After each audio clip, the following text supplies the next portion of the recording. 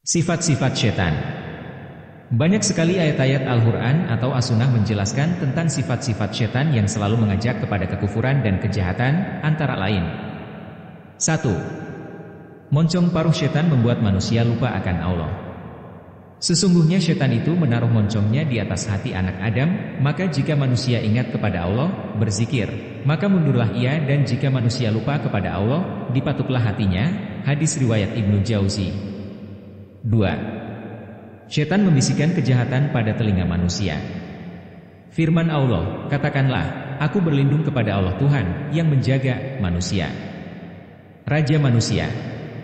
Tuhan manusia, dari kejahatan bisikan setan yang biasa tersembunyi, yang membisikkan kejahatan ke dalam dada manusia dari golongan jin dan manusia. Al-Quran Surat An-Nas ayat 1-6. 3. Setan menangis. Apabila anak Adam membaca surat As-Sajdah, lalu ia sujud, niscaya menyingkirlah setan sambil menangis dengan meratap, "Ah, celakalah aku." Anak Adam disuruh sujud lalu ia sujud maka ia mendapat surga, tetapi aku disuruh sujud maka membangkang, maka aku mendapat neraka. Hadis riwayat Ahmad, Muslim dan Ibnu Majah. 4. Setan kencing. Dari Ibnu Mas'ud ia berkata, diceritakan kepada Nabi Muhammad tentang seseorang laki-laki yang tidur hingga subuh. Sabdanya, itulah orang laki-laki yang dikencingi oleh setan pada kedua telinganya. Hadis riwayat Bukhari dan Muslim. 5. Setan tertawa. Apabila menguap salah seorang kamu dalam sholat, maka hendaklah ia tutup mulutnya sedapat mungkin dan jangan ia mengucapkan, "Ah," karena sesungguhnya yang demikian itu dari setan dan ia tertawa karenanya. Hadis riwayat Bukhari. 6. Setan mempunyai rambut dan jenggotnya kusut. Dari Atha bin Yasir ia berkata, telah datang laki-laki kepada Nabi Muhammad dalam keadaan kusut rambut dan jenggotnya, maka Rasulullah memberi isyarat kepadanya, seakan-akan disuruhnya membereskan rambut dan jenggotnya. Maka orang itu mengerjakannya, kemudian ia kembali. Maka Rasulullah bersabda, bukankah ini lebih baik daripada seseorang yang datang dengan kusut rambutnya seperti setan? Hadis riwayat Malik. 7. Setan menyilangkan jari tangan. Apabila salah seorang kamu berada di dalam masjid, maka janganlah sekali-kali menyilangkan jari-jari tangan, karena menyilangkan jari-jari tanagan itu dari setan. Dan seorang kamu tetap dalam pahala sholat selama ia berada di dalam masjid sehingga ia keluar darinya. Hadis riwayat Ahmad. 8. Setan masuk dalam aliran darah manusia. Sesungguhnya setan itu berjalan dalam diri manusia mengikuti perjalanan darah. Oleh sebab itu, aku takut setan melontarkan suatu tuduhan atau suatu kejahatan dalam hatimu. Hadis riwayat Bukhari dan Muslim. 9. Setan takut pada orang yang sholat berjamaah. Jika ada 3 orang di desa atau di gunung yang tidak diadakan sholat berjamaah, niscaya mereka dikuasai oleh setan. Oleh sebab itu, hendaklah kamu berjamaah, karena sesungguhnya serigala tidak akan memakan kambing, melainkan yang terpisah sendiri dari rombongan. Hadis riwayat Abu Daud. 10. Hentakan kaki setan menyebabkan wanita istihadah.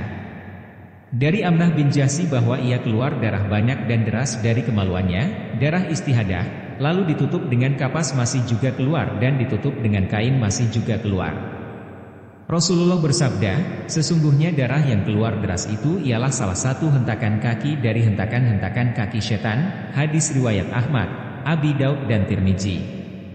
11. Setan menghadang di saf sholat.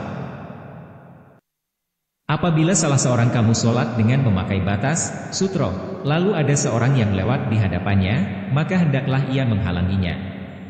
Tetapi jika orang itu enggan, maka boleh orang itu diperangi, karena dia itu tidak lain adalah setan. Hadis riwayat Bukhari dan Muslim. 12. Rasulullah menangkap dan mencekik setan. Ketika Nabi Muhammad akan melakukan sholat, lalu datang kepadanya setan hendak memutuskan syalatnya. Maka Nabi Muhammad menangkapnya lalu mencekiknya sehingga keluar air liurnya di atas tangannya. Dari Ibnu Qayyim. 13. Setan kentut. Apabila diseru untuk melakukan sholat, azan, maka mundurlah setan sampai terkentut sehingga ia tidak mendengar azan, maka apabila selesai azan ia kembali lagi. Dan apabila akan berdiri sholat, ikamat, ia mundur lagi dan apabila selesai ikamat, ia datang kembali. Al-Hadits, hadis riwayat Bukhari dan Muslim. 14. Syaitan menyelip di saf sholat yang renggang. Luruskan saf-safmu, rapatkan bahu-bahumu dalam sholat, dan berlaku lembutlah terhadap tangan-tangan saudaramu, dan tutuplah tempat-tempat renggang, karena sesungguhnya syaitan itu masuk pada celah-celahmu, bagaikan anak kambing yang menyelip di sela-sela induknya. Hadis riwayat Ahmad dan Tabrani. 15. Syaitan menghalangi khusyuk sholat. Dari Aisyah berkata, aku pernah bertanya kepada Rasulullah tentang menengok dalam sholat, maka sabda Nabi Shallallahu Alaihi Wasallam, itu adalah satu curian cepat yang dicuri syaitan dari hambanya. Hadis riwayat Bukhari, Ahmad, An-Nasai dan Abu Daud. Akan datang syaitan pada seseorang kamu dalam syalatnya, lalu syaitan mengingatkan kepadanya, keperluan begini dan begitu. Maka janganlah ia menurutinya, dan syaitan datang pula kepadanya pada waktu tidurnya, maka syaitan memberikan mimpi buruk padanya, maka jangan diikutinya. Hadis riwayat Abu Daud dan Tirmizi. 16. Syaitan membuat mimpi buruk. Apabila seorang kamu bermimpi yang tidak disukai, mimpi buruk, maka hendaklah ia meludah ke sebelah kiri 3 kali dan hendaklah ia membaca, A'udzubillahi minasyaitonirrajim. Dan hendaklah ia pindah dari lambungnya ketika hendak tidur yang ia sedang ada di atasnya. Hadis riwayat Muslim, Abu Daud, An-Nasai dan Ibnu Majah.